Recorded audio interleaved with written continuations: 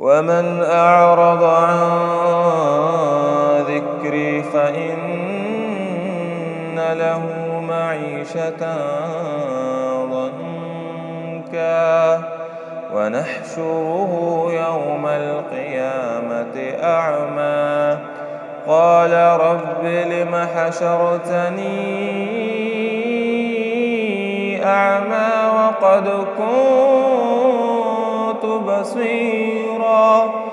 قال كذلك أتتك آياتنا فنسيتها وكذلك اليوم تنسى وكذلك نجزي من أسرف ولم يؤمن